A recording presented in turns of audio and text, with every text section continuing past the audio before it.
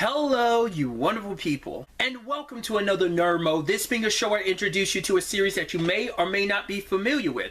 For today's episode, I'm going to talk about the Netflix original series, Alice in Borderland. Like always, this isn't a review, it's just me talking about a series that I really like that I recommend you check out for yourself. Alice in Borderland is a horror supernatural suspense series. When all of Shibuya, maybe even all of Japan, suddenly disappears, Ryohei Arusu and his best friends Chota Sagawa and Daikichi Karube find themselves completely alone. Until they find themselves, as well as others, thrown into a game of survival, life and death, and obviously the only way to survive is to win. Who's behind this game and for what purpose? Can anyone survive long enough to find the mastermind at the heart of all of this? What are people willing to do, and how far are they willing to go just to survive? This series has a very large cast of characters, which, considering the nature of this story, it makes a lot of sense why. The games themselves that the characters participate in range from an assortment of challenges. For example, like fighting your way out of a building, having to choose between a series of doors, or playing a very deadly game of tag in an apartment building. Both of these being the first two games that you get to experience in the series. The games call for strength,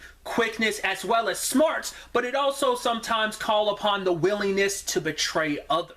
There's a lot of really interesting details when it comes to the games as a whole. Once you've chosen to participate in a game, you can't leave it. If you try and leave it, you will die. Prior to being locked in the games, you do have the choice to not participate, but the big problem with that is unless you have a visa, you will die. Visas are what allow a person to go a certain amount of days without having to participate in one of the games. Each of the games is designated by a difficulty. That difficulty is represented by a card from a normal deck of cards, and it's represented by the number of the card as well as what type of card it is. So for example, if you beat a game that's difficulty is a 3 spade, that means you get 3 points. That means your visa is 3 days. However, if you do not participate and win another game before your visa runs out, well, I think you get the point. This is only some of the really interesting information about how the whole system works. Obviously, I don't want to spoil too much, so I'm going to stop right there. This is a series that will constantly keep you on the edge of your seat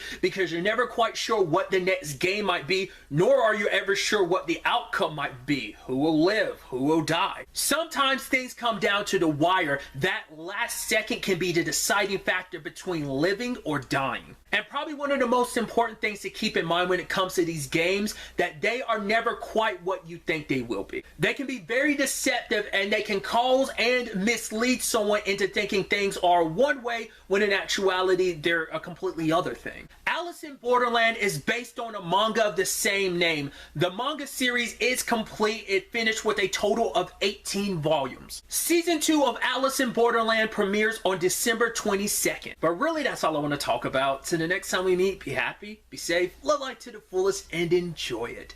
Good day and goodbye.